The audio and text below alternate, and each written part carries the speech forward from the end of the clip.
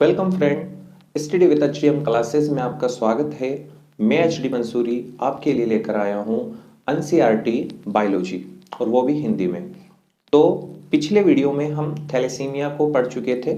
आज हम थैलेसीमिया के टाइप की बात करेंगे। तो सबसे पहले अल्फा थैलेसीमिया। उससे पहले हम एक ब्रीफ वापस देख लेते हैं कि थैलेसीमिया क्या है। तो थैलेसीमिया एक जेनेटिकल डिसऑर्डर है, एक आनुवंशिक विकार है।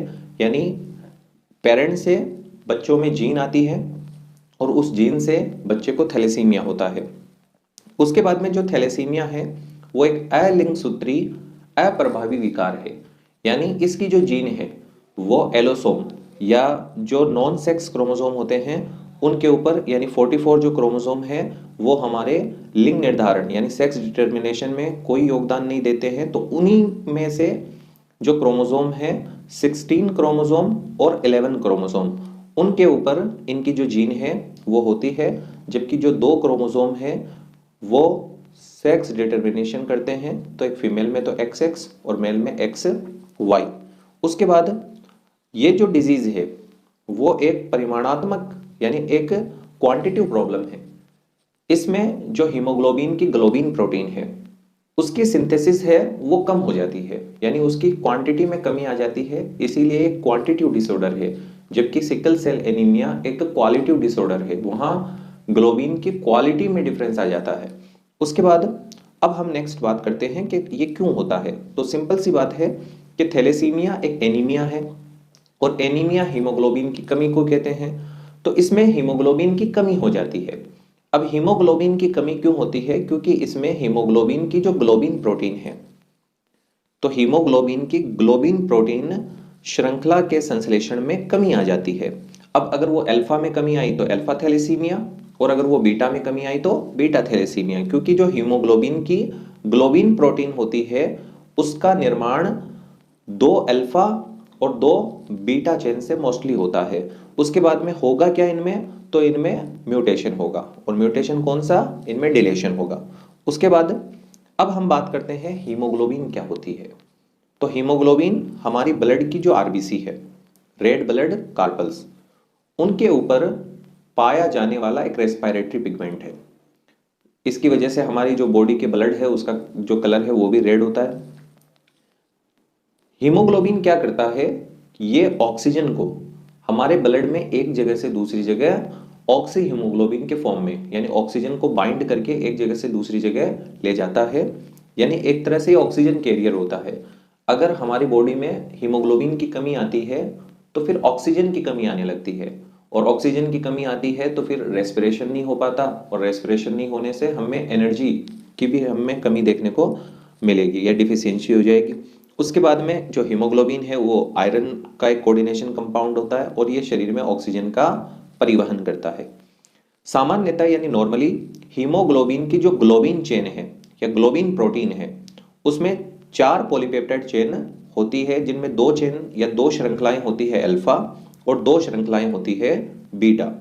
तो इस डायग्राम में हम क्लियर में देख सकते हैं कि ये आरबीसी है, आरबीसी के ऊपर हीमोग्लोबिन है।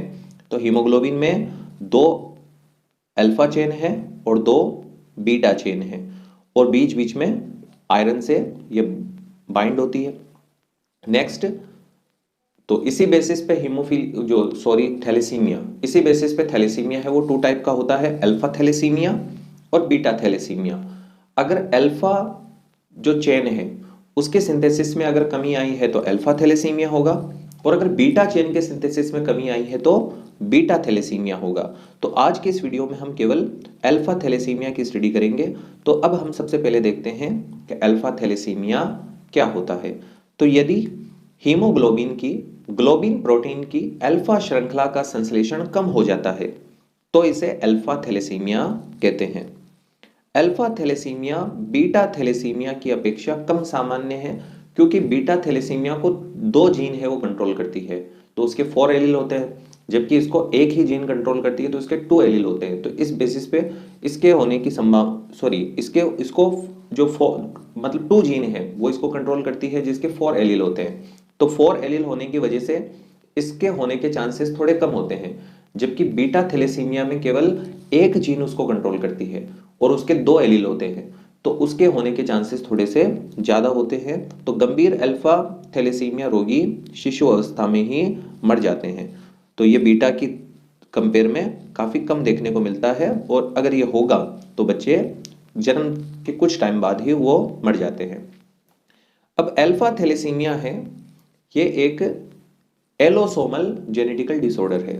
तो इसकी जो जीन है वो 16 नंबर के क्रोमोसोम पर पाई जाएगी, और इसकी जो जीन है वो दो जीन इसको कंट्रोल करती है, HBA1 और HBA2। अब ये जो जीन है इसके 4 एलील होते हैं। अब चारों में से एक या अधिक में अगर उत्परिवर्तन होगा तो क्या होगा, उससे अल्फा थैलेसीमिया होगा। अब डिपेंड ये करता है कि कितनी एलील है वो इससे इफेक्ट हुई है। तो जितनी ज्यादा एलील इससे इफेक्ट होगी, इसका मतलब उतना ही कम अल्फा चेन का सिंथेसिस होगा, अल्फा चेन का संश्लेषण होगा, मतलब उतना ही ज्यादा अल्फा थैलेसीमिया होगा। तो अगर इनके 4 एलील है तो 4 में से अगर 1 एलील ही इसका इफेक्ट हुआ तो नॉर्मली जो बच्चा है वो कैरियर होगा। 2 इफेक्ट हुए, 3 हुए, 4 हुए, तो इस बेसिस पे जितने ज्यादा इफेक्ट जी जो एलील है वो होंगे, उतना ही ज्यादा अल्फा थैलेसीमिया होने के चांसेस रहते हैं। तो इस डायग्राम से अगर हम सिंपल देखें तो जो 16 नंबर क्रोमोसोम है ये है उसका पैटर्नल और ये है मैटरनल, यानी ये पिता का आया हुआ गुणसूत्र और ये माता का आया हुआ गुणसूत्र। तो यहाँ हम देख सकते हैं ग्रीन कलर में ये HBA1 और यहाँ पर HBA2 जो दोनों जीन है वो यहाँ पर प्रेजेंट है। अब यहाँ पर जैसे ये कैरियर है तो इसमें केवल सिंपल एक एलील है वो यहाँ पर इफेक्ट हुआ। अब ये यहाँ पर दोनों ही एलील इफेक्ट हो गए, यानी अपनी होमोजाइगस कंडीशन में आ गए, तो फिर ये अल्फा थैलेसीमिया माइनर है। उसके बाद में ऐसे ही कंटिन्यू अगर जैसे चारों अगर जो जीन है वो या चारों जो एलील है वो इफेक्ट होंगे तो उतना ही ज्यादा थैलेसीमिया देखने को मिलेगा। तो ये था थैलेसीमिया। तो थैलेसीमिया की जो जीन है वो 16 नंबर के क्रोमोसोम पर होती है, इसको 2 जीन है वो कंट्रोल करती है। तो इसके बाद आगे हम नेक्स्ट वीडियो में बीटा थैलेसीमिया की स्टडी करेंगे।